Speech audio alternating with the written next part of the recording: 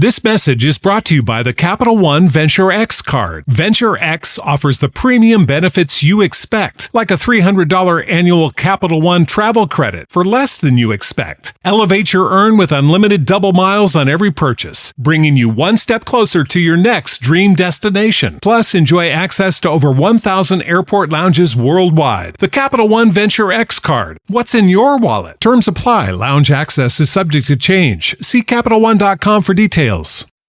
This is Talkin' Rock. Talkin' Rock. Your backstage pass to some of your favorite rock artists. Here's your host, Meltdown. Thank you so much for checking out the podcast. Got another good one for you today. Some Southern California rock with Mark Kendall and Great White. And how about some Detroit City grind with Amanda from Eva Under Fire, as they have a big 2026 coming up. We'll tell you about that in just a few minutes. If you haven't heard of Eva Under Fire yet, you probably will this year. But let's start with Mark Kendall from Great White. Mark talks about his health battles he's had recently, and he's doing very well. So I'm really glad to hear that. Talks about his upcoming autobiography, which he said should drop sometime in the spring. And also talks about new music, talks about Jack Russell, a lot of stuff. Both these interviews, by the way, are online at WRIF.com. You can find them on YouTube and the whole thing. But always great to connect with Mark Kendall, who I've become friends with over the last, 5 or 6 years. Somewhere along the line, we shared phone numbers. And, I'll text him here and there, see how he's doing, and that kind of thing. His wife, Bridget's great. Become friends with her as well. As a matter of fact, I bought a jacket just like the one she was wearing when I saw them last summer here in Detroit for my wife for Christmas. I ordered it, didn't look at it, and then I finally, let her open it up on Christmas, and it's the wrong jacket. But anyways, the company did make good on it, and they sent us the right one, but we talk about that as well. It's Mark Kendall to start out this episode, this edition of the non-award-winning Talkin' Rock with Meltdown podcast. There he is, the Great White Shark, Mark Kendall. How are you, my friend? Doing good, man. It's great to see you. First of all, just give us a quick health update. Seems like things are going really well.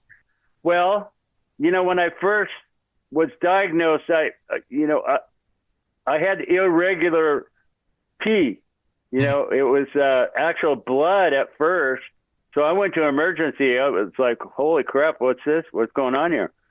And the guy told me, after he figured everything out, he said it's one of the worst urinary tract infections ever, and just gave me a prescription for Z-Pak. Yeah. So I took it, over the 5 days or whatever, and it went away. But then 2 weeks later, it wasn't blood, but it was irregular, kind of like not the right color, not one I was familiar with. So I went to urgent care. She said sometimes this can stem from bladder cancer. So I went to my doctor, and he says, he goes, we're going to have to do like the monster probe on you, do the ultrasound and CT scans and all that kind of stuff to find out what's going on here.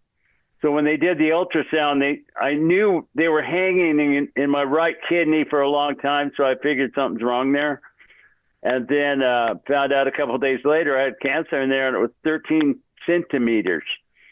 So I didn't really know what was going on yet. So I didn't want to go public and make a big deal and be distracted by people who love me, So I waited until I got more information. I called a doctor, a friend of mine in Chicago, who's a neurologist, but I wondered if he knew anybody in California that, was a kidney guy or, so he did. And he put me on this guy at UCLA called Dr. Shook, and who's done thousands of kidney surgeries, knows all about kidney cancer, just a monster guy, right?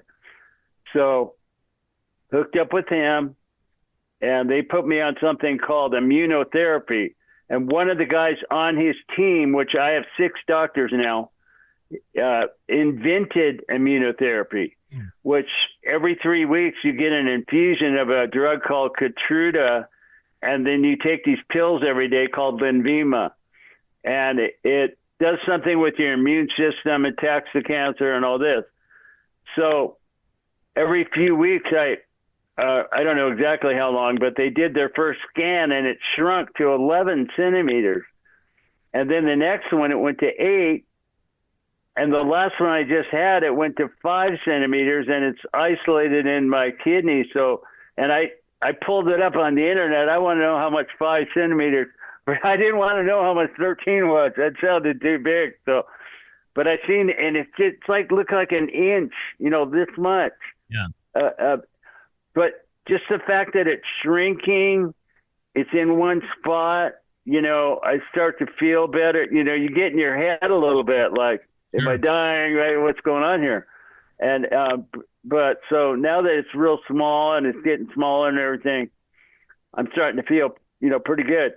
So when it was at 8, that's, it shrunk twice. So that I got on the internet and told the fans, hey, I got this thing, but don't worry, I got to handle it, because the doctor told me the type and what I have. This isn't like colon cancer when it spreads all over the body and you got no chance.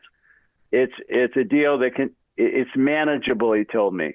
What I have is manageable. People have had this like up to 20 years, so you just keep fighting it. It's kind of a pain in the ass. You got to go to the doctor every 3 weeks or whatever, but you get to live, so. Well, no, good. That's pretty much the story. Yeah. Every time I text you and you text me back that it's getting better, it just, it's a great feeling. So that's awesome. Good. Yeah. So let's switch gears here and talk about this book that you penned. Is this book completely finished? No, we're 14 chapters in.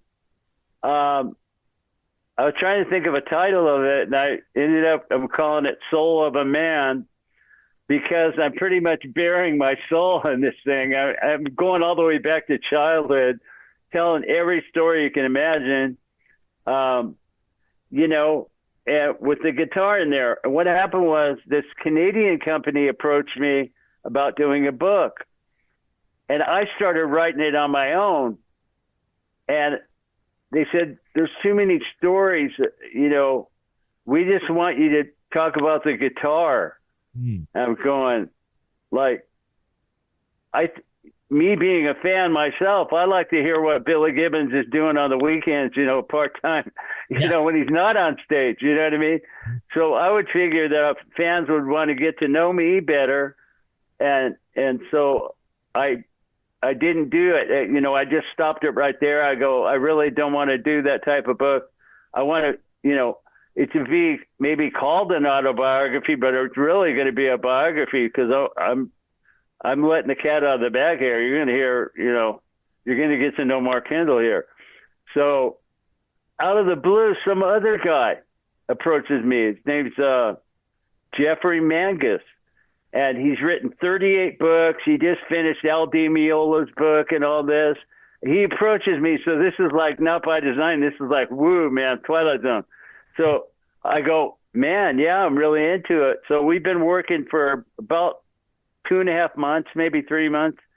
And we just get together, and I'm just going through the years, and the timeline's right. We're going album to album, telling stories, lacing in stories in between. And, I'm trying not to make it a real dirt book, but, I'm telling the truth. So some feelings could get hurt, I don't know, but I'm not going to hold back anything. I'm just going to be truthful about everything and just call it the way I've seen it, I can't imagine writing a book about my life, because I couldn't fathom all the stories and the emotions that it would stir up. You probably felt that a lot, huh? A lot of emotion. And also Jeff asked me a lot of questions, which brings up even more memories, and so, the back and forth, and it's kind of a good way to write a book with a ghostwriter, because for one thing, I'm no writer, so, he's writing it like a writer would, but getting my story told. So yeah, it's interesting. A lot of things are coming up, childhood stuff, and God, man, it's going to be a trip to see my whole life laid out in a book, man. But he's hitting it out everywhere, like in all the formats, the Kindle, the ebook, the, a paperback, whatever. Just like every way you can get it. So. Yeah, sometimes I think I've run out of stories, and I'll go out with some of my friends and bring up anything, and it's like, oh yeah, that's right, I got this story. I mean, like for example, the first time I met you guys was in Buffalo, and you guys were playing a racetrack. I don't even remember that. It was a horse racing track, and they actually pulled a stage up in front of the grandstand. You guys played, and then they pulled the stage out. And they wanted people to hang there and bet on the horses. And I remember Jack actually took my Harley Davidson for a rider on the horse track a few times. Did he? Oh, that's funny. Yeah, he used to ride Harleys and stuff. Yeah, that's funny. I mean, we played some of those over the years. There was like a motorcycle jumper, and you got the I don't know if they call that the what do they call those racers that they're in the back and the wheel. What is that called? Like the dirt track racers or something, or no. I mean horse races with the buggies. Oh yeah. I don't know what that's called. Yeah. Well, they had that and stuff. I'm sure we're placing bets and yeah, they try to do everything they can to try to get people to go to the horse races. I know one of the horse tracks here just closed down because it's not really a young person's thing. But anyways, getting back to this book, so. How much stuff is in there? I mean, you must have brought up a lot of stories about Jack and about members of the band and everything. Oh, yeah, no question. I mean, when I met Jack because a friend of mine, I was 20 years old. I'm in this band. We were playing covers, and then we were playing like all originals, playing in Hollywood and stuff. But the singer was like 28, which is really old back then because we were like 19, 20, and he couldn't quite hit the foreigner type note. He kind of struggled. And this guy told me about Jack Russell. Said he's seen him in the backyard, and he goes, "This kid's only 16, but he don't sound 16." He's singing the Scorpions. He can sing anything. So I go, "Give me his number," and I called him, and he came in audition for my band, and he goes, I want to do all originals. I go, so do I. And so we decided, he said, if you get rid of the fat guy and the guy with the mustache, I'll join your band. I go, that only leaves me, bro. He goes, yeah, that's what I mean. Let's go make our own band. So that's what we did. And then just went on, for a few years. He got in some trouble, which took him out of the game for a while, but yeah, there's a lot to tell. We were connected at the hip, the whole career. He got in a little trouble with his addiction, but I never took that personal. But yeah, he's it's just, we came from nothing. I mean, it's funny, it's the type deal like when you're in the garage and your parents come out and say, can you tone it down, please? Just tone it down. We came from there, you know what I'm saying? So for us to, bring it to where it got, it's just, it's kind of a blessing. It's so funny you mentioned that you guys wanted to play originals and stuff, and one of your biggest songs in your career was a cover song, which is funny, yeah. And the other thing is, it happened by a total accident. We were actually done with that record, and the manager came to us with that song and said, "You guys should do this." One thing, he loved the lyrics in it. And the other thing, we had an album called One Spittin', and the follow-up was called Twice Shy. Right. And how ironic it. And plus, we had a couple of run-ins with Ian Hunter, just quite by accident. Like our first tour with Judas Priest, we used Ian Hunter's drum riser in his backyard in New York. Our sound man knew the guy, and he wasn't doing anything. Had a drum riser in his backyard, so we went by and picked it up for the Judas Priest tour and used it. Mm-hmm. And then in 1988, he was on our tour bus for some reason. I can't remember why. So it was just funny we did that song. Plus, had we, needed a song and we're hunting for a cover, we would have got a hit and made it our own. You know what I mean? We wouldn't find a non-hit and try to make it one. Yeah. You get me? So, it was just the lyrics. It was all about being on the road and all this stuff, and never figured to be a single. We just thought it was just going to be on the album and whatever. But the record company kind of forced it. They said that's it. They're jumping around the control room and all excited, going, "This is it, this song, that's the one," or whatever. So. But it's funny because that song, when you guys recorded it, it wasn't really that old. I mean, it was over 10 years old, maybe 13 or something like that. But like you said, and then I think I talked about this on the radio the other day. If there was a cover song that was perfect for a band, it was that one right there, just because of the once bitten, twice shy. It's like the whole thing kind of fit perfectly. Yeah, it fit perfect, and we thought it was a good song. We thought we could put our own spin on it and it would be fine. But, as far as it taking on a life of its own and all that, of course, you'd never figure do what it did. But, I mean, we had a big hit with Rock Me, but it didn't go as high on the charts as that one. Mm-hmm. Rock Me went to number 9, and that went to 5. You're up there with, like, Michael Jackson, so it's pretty crazy. Yeah, that is nuts. I was thinking about this before we started talking. I walked in the radio station here, and there was a newer Metallica song. But, Brett's been in the band now for a while. I mean, would you guys ever think of putting out some new stuff, or are you guys just kind of content just playing the hits? No, we want to put out some new stuff. We've been going in the studio, me and Brett, at a friend of mine, Tracy G. He used to be in Dio. He's we've been friends since we were teenagers, so I played on one of his records. He's done like 28 records in his studio. It's just a home one, but it's a pretty nice studio. And I played on one of his records, so he goes, "Hey man, if you ever have any ideas, go ahead and come over, lay it down." So I eventually do that, and I laid down an entire song. He just thought I was going to do a couple riffs, He goes, "You're doing whole songs?" I go, "Yeah, bro, that's the way I roll, So I flew Brett down, and we probably got 7 songs on tape, because I like to show it to the band like that instead of a raw riff. Mm-hmm. You show somebody a raw riff on guitar, and they don't hear everything that's between your ears. You know what I mean? Mm-hmm. So I used to do that years ago. Even I remember Congo Square and a couple other songs. I went into 24-track studio, laid it down, played the bass, guitar, kind of hummed the melody, and then go, "Here's my song," Mm-hmm. So they don't go, "Oh, that just sounds like AC/DC or whatever." You know what I mean? They can get a picture at least a little bit, and then maybe, because if I felt strong about it, I didn't want them to shoot it down so quickly. So I would give them a little more to listen to, so they wouldn't do that. Mm-hmm. And is like when working with Jack, what's a different, like with working with Brett? I mean, obviously, if you say you only got the 7 songs, did Jack write most of the lyrics? Did you write the music, or how did that work?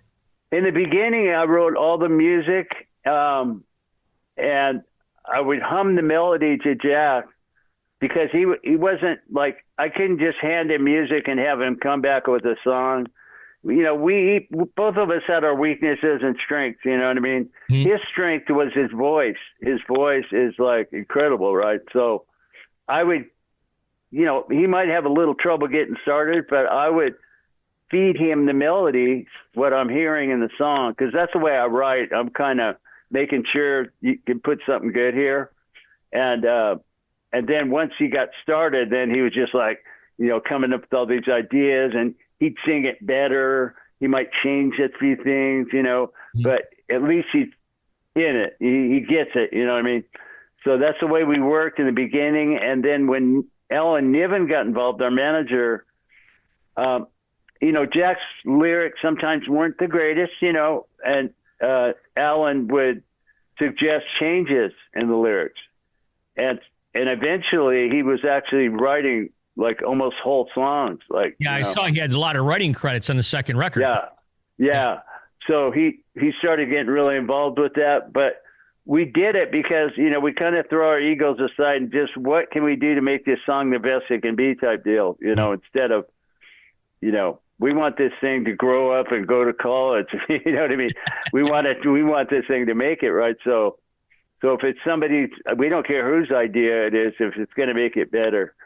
And Alan wrote really good lyrics, and but he got Jack involved also. So it wasn't like he just said, "Here's the song," So that's just the way we worked as a group effort. It became a group effort, Right. What about working with Brett? Like, is he bringing up lyrics? Is he writing stuff? Yeah, he's really got a good song sense.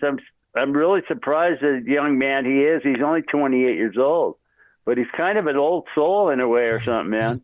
And, he's sang so many cover songs over his years. He's been in cover bands, and he has a band that, they write songs and stuff. And, he hears what I'm doing and comes up with some pretty good stuff. Even lyrically, it's decent. So with the book, you said you're 14 chapters down. How many more chapters do you think you got to go? And are you writing it in chronological order, and whereabouts are you at right now? Yeah. We're about in early 2000. So, you got a ways to go. We're well over halfway though. Not well over, but we're before 3/4 of the way. So I figure about maybe 10 more sessions, and we're trying to do 2 a week now. So it's going to be done pretty quickly. And he's shopping it around. He has his own publishing company, but he's looking for something a little bit bigger. And, so he's shopping it, pitching it to people and stuff like that. So we'll see what happens with that. But regardless, it'll be released, on in his publishing company if we don't find something else. Yeah, perhaps maybe this summer or something, or just. Yeah, but probably around May we're looking at. Oh, okay, that early. Yeah, okay. that soon. Yeah. Wow. Yeah. And it's cool to have somebody to help you write it. Like I said. Yeah. Like you said, it's like, you start talking about things and just ideas come up. Give me an example of some things that you talked about that maybe you'd forgotten about that might be in the book.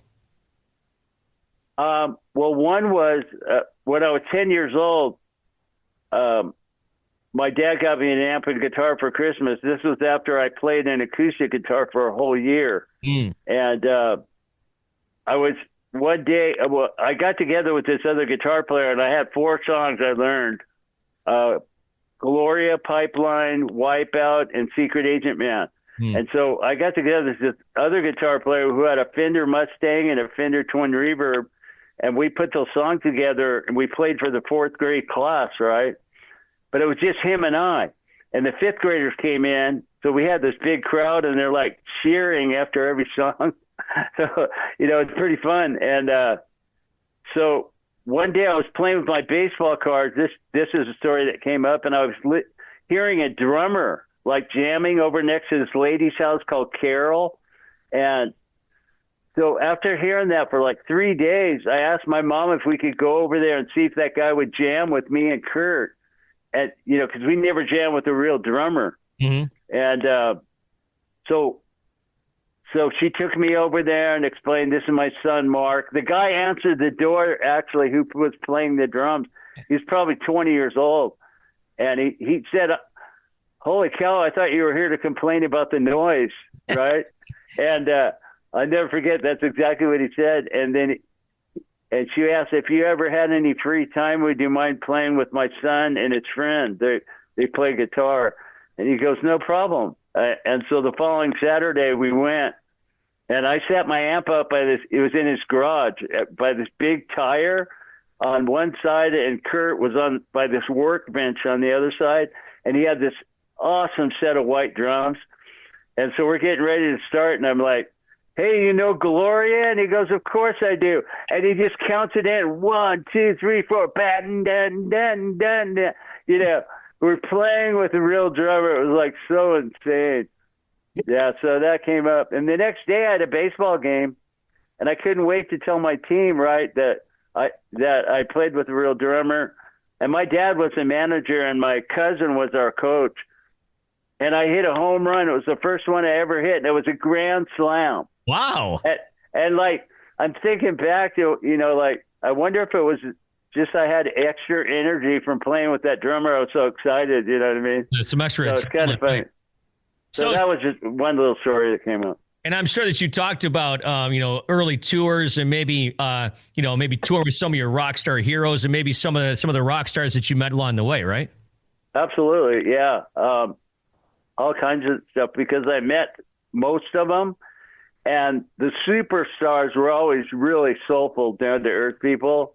Yeah. The ones that kind of, I guess, think they should be one of those guys, they might be a little short with you, and Yeah.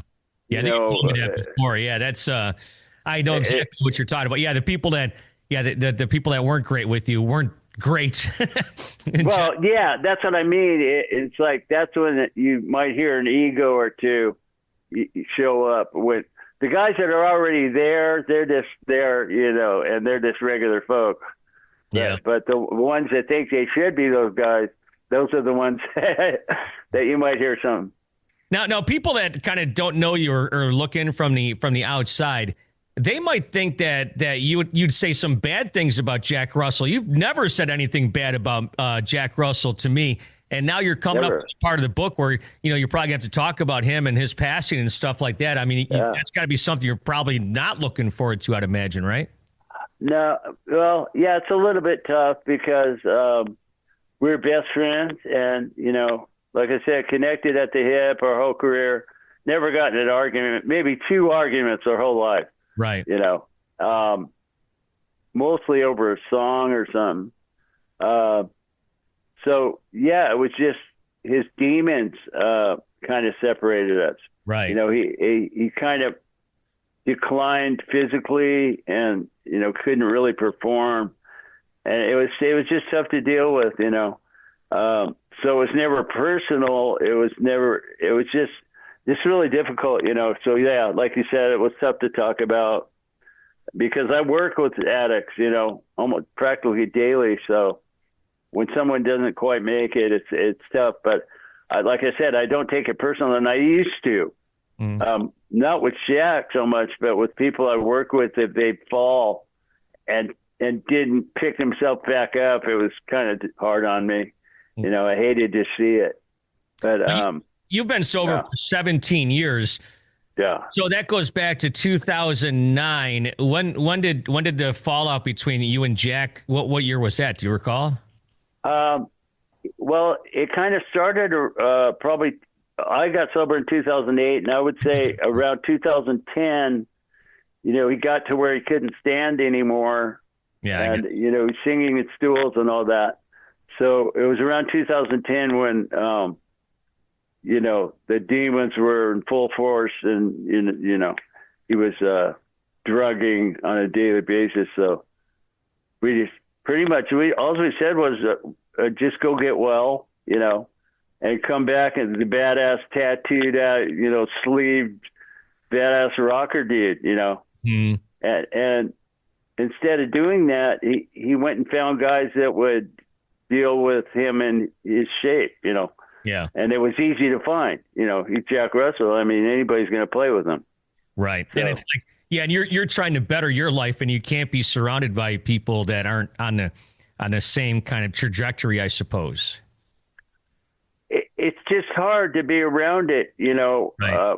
We're all sober, and you got one kind of a liability in a way, and you feel bad for him, and it's just such a tough situation, and that's why we said, go get well, man. It's like you're in the band no matter what, so and he just went and decided to do something different, Yeah. So we still wish him the best and all that, Well, I'll tell you what, I'm looking forward to reading the book and digging into it. Maybe you've seen you guys here or there somewhere this summer. Yeah.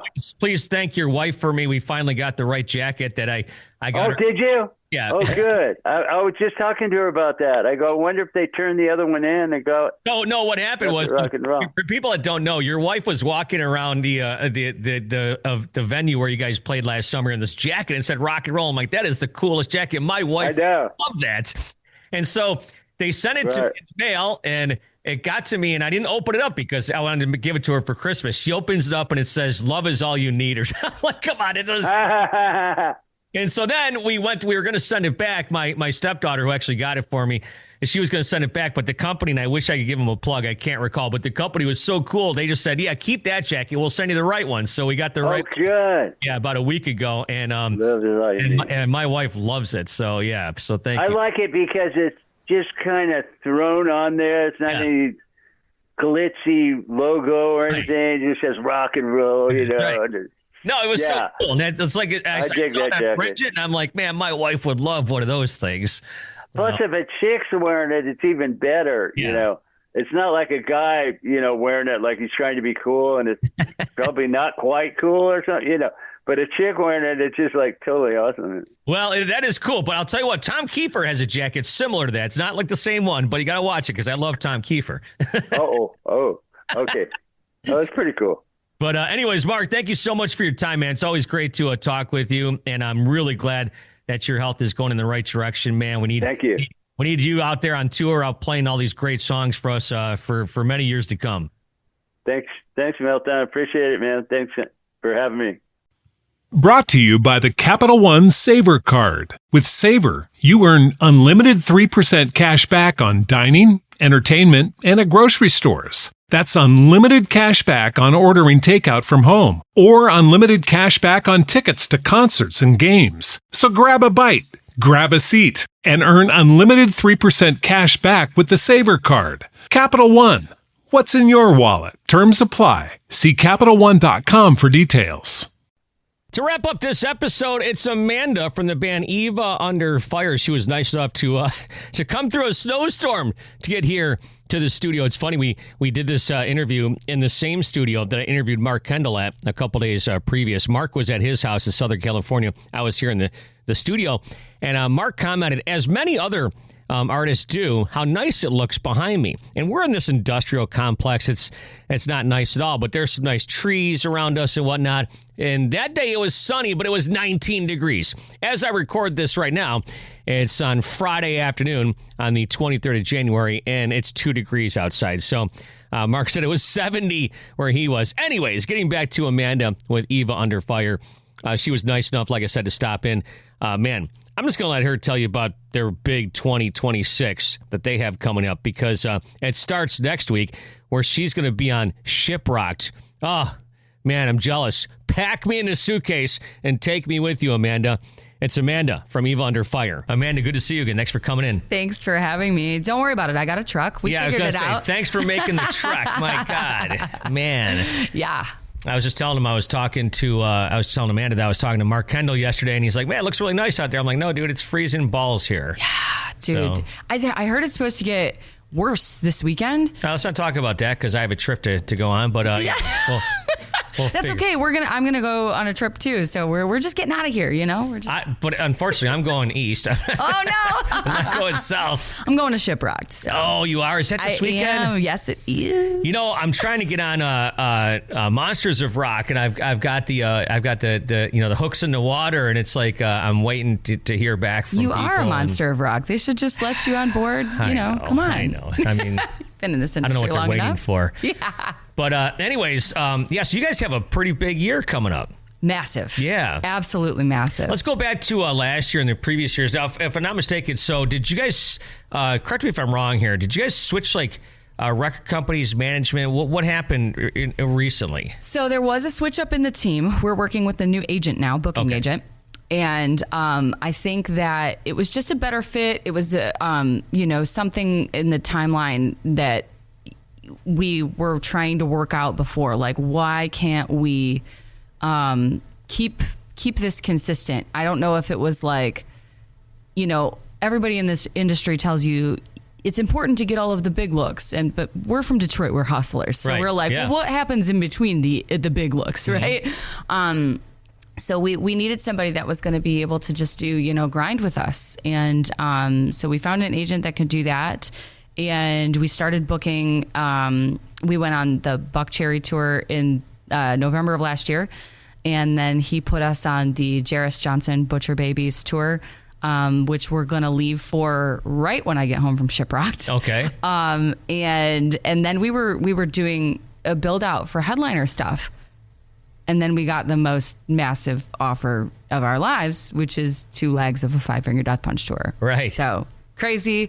We also jam-packed. Like, these last 2 years, we have not been idle. We've been in the studio the entire time. So we've turned in 21 songs. Okay. So we're just going to stay busy from now until, I don't know, indefinitely, hopefully. For people that are listening to this outside of Detroit and outside of the Midwest, it's like there is a certain grinding mentality.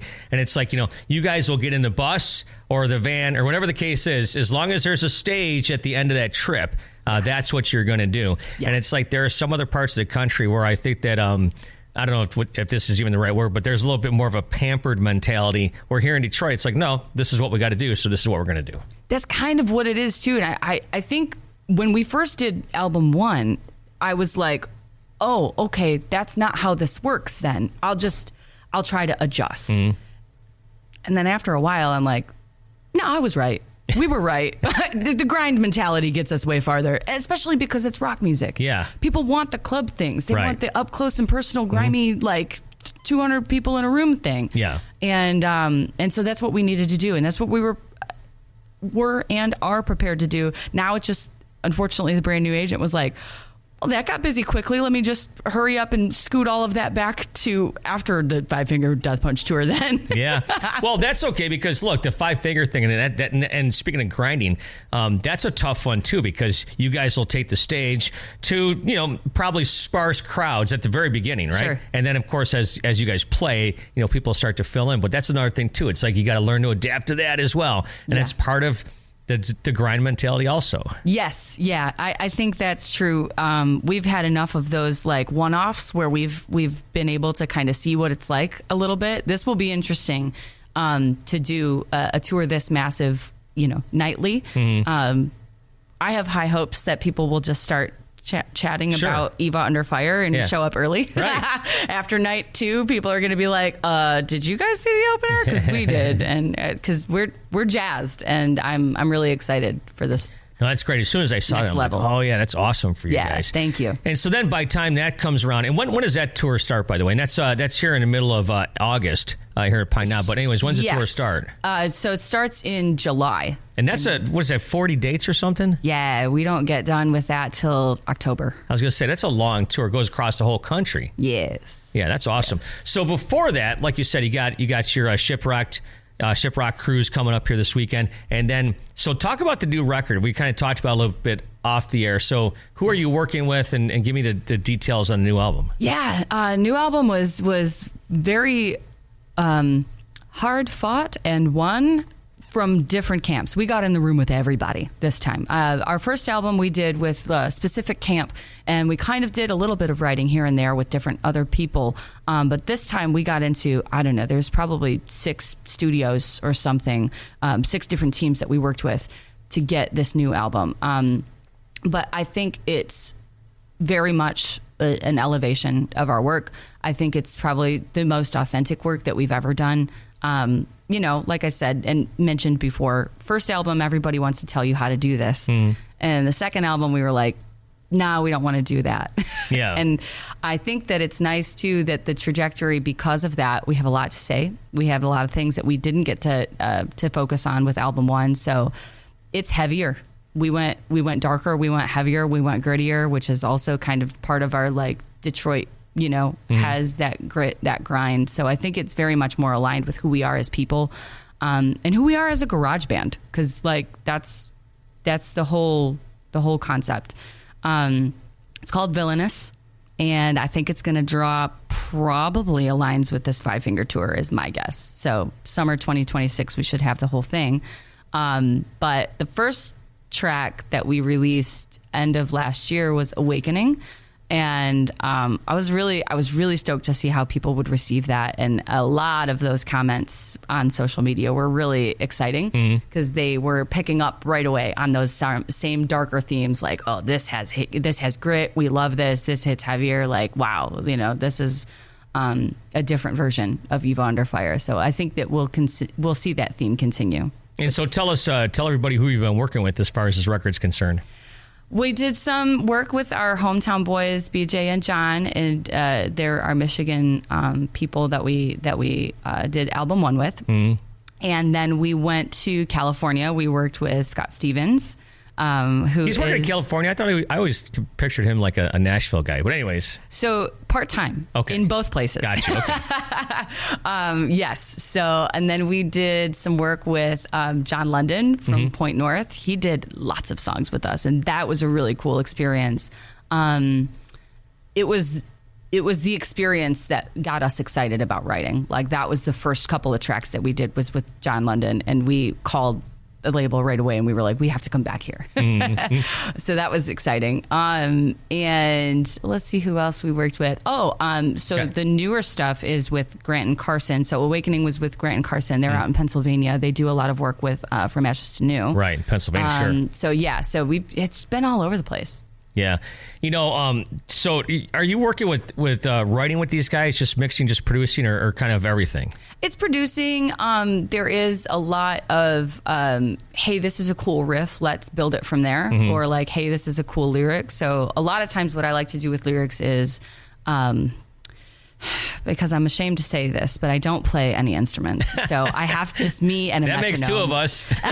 Me and a metronome and my almost perfect pitch, though. Okay. And I will, I'll get something in my head and I'll do a voice memo about it. And then I try to kind of see, like, okay, what is a similar, what's the key in, and then of course I, live with my husband / guitar player. Right. And I go, hey, I need you to sit down and grab I need you to do the instrument thing. Come on.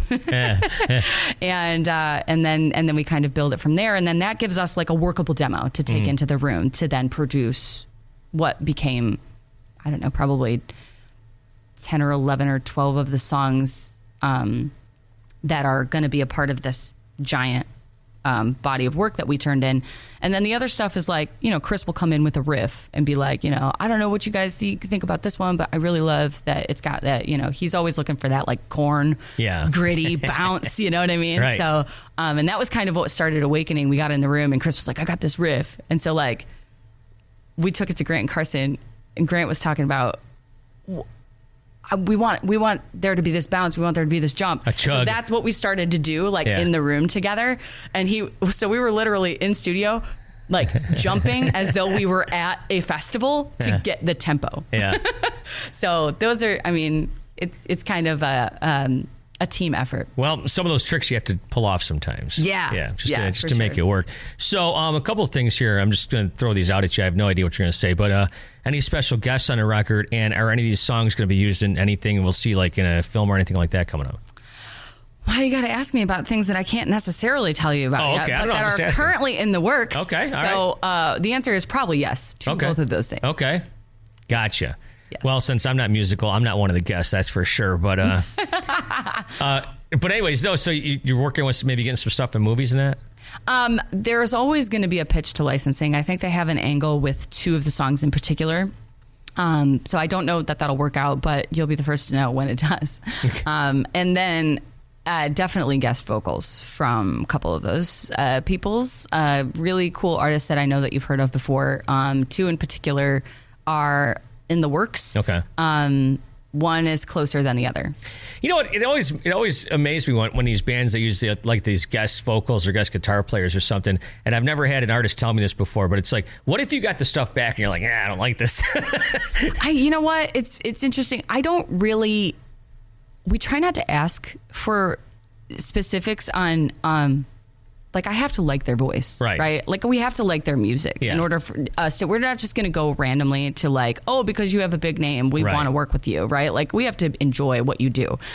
So I'm like 98% confident most times that we do want to work with somebody else or feature somebody else that I'm going to love whatever they throw on the track. I am also manifesting like a 3rd and 4th opportunity to work with I would love to have Lee from The Funeral Portrait on one of our songs because he threw me on one of their songs. Yeah, I was going to say, how hard can that be? That would be, yeah. And I also love Lee's voice, and I think that his voice and mine complement one another really well. There are some like next level artists that our team, the Suits, have their eyes on for us. So I'm going to let them work their magic on that one. So there could be, when the record comes out, some special guests. Yes. Yeah, and the reason I brought that up is because, of course, you starred in that movie. What was it called again? The Retaliators. Retaliator, that's right. Yeah, I did. I'm an amateur movie critic, and they That one didn't do very well for me. No, it's a terrible horror movie but I had the quintessential part of being the first one to die. Exactly, the first death. I think I get an award just for that scene. The rest know. of it, I I mean, can't speak to. You couldn't have acted any better. You couldn't have gotten out of there. There was nothing you could do. Nothing I could do. Nothing you could do. Yeah, just, I loved watching that movie just for the mere fact. It's like, hey, there's so-and-so, there's so-and-so. change a tire in the middle of the woods, you get what you get. That's right. Exactly.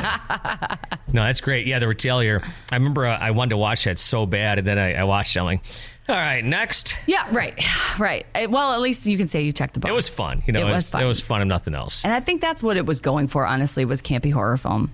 Yeah. So you guys going to do anything like before the Five Finger? I know you said you got some tours at Butcher Baby, stuff like that. Anything else going up? Maybe even locally or? We have some things that we will announce locally. There's going to be like a afterwards hometown party. After in the fall? Yes, okay. In the fall. Yes. So we're gonna have more details on that eventually. Wink, wink, nod, nod. You know who we're working with on that, and so you'll probably be the first before we actually announce it to know who that's with and when that is. But I do think there's been a lot of work that we've done for this next touring that we're going to be doing. Obviously, is going to be next level, which means we have a lot of pre-production to go through, and a lot of other things to do with costuming, and a lot of other things to do with our gotta set this and that at these levels and get, some cool lighting and or our own stage production to like level up. I was going to say, because you're going out with Five Finger, and it's like, do you guys know like how much stage you'll even have? I mean, how does that even work? Well, you expect a foot.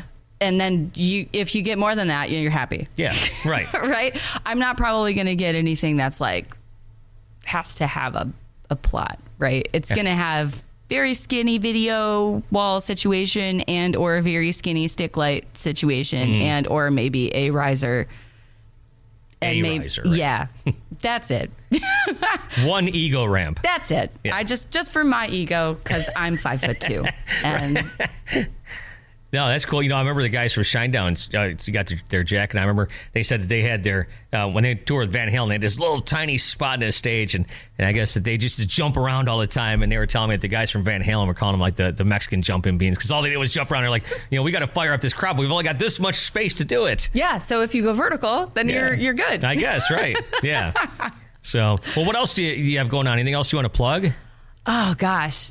Come and hang out with us in the clubs. We're going to get a couple more songs with Butcher Babies and Jairus than I think we will on the Five Finger Death Punch run. But and when does that start? That starts in a couple weeks, you said? Yeah. Our first dates out in Oregon are like, I think February 7th or 8th. Okay, and then February 6th, you might drop another song?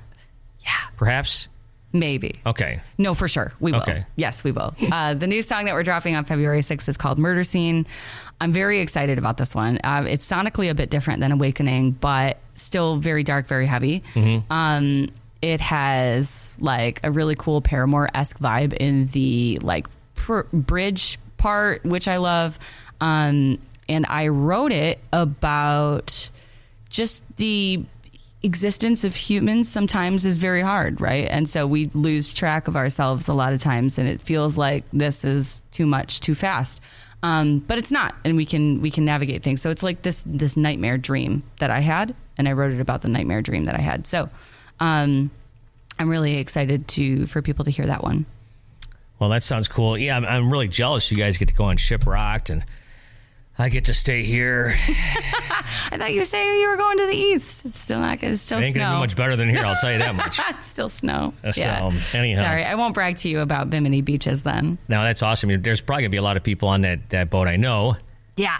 Yes, you will. Yes, you will. What bands are playing? I forgot. Is I Prevail guys on there? Was that last year? So, no, it was last year, but Eric is a stowaway. So, and I think I get to do a song with him. Okay, that's awesome. He's a stowaway, great. And I'm a stowaway. So, I get to jam with a couple of really cool people. Doc Coyle is up there on guitar. There is, I think, Al, actually, the guy that did the whole Ask For entertainment. Wait, is your band going, or are you just going as a stowaway? Just me. Okay, gotcha. Okay, I'm that's a even stowaway better. this Yeah. year. I get to prep everybody and tell them that they'll have us back next year because we're going to have a new record. Okay, blah, blah, gotcha. blah. You're doing this as a team player. As a team player, Right. right? They're Understandable. sending me. Right. I volunteer as tribute. I was just going to say, it I'll took get on the the words cruise right from ship, my mouth. you know. So who else is in the stowaways?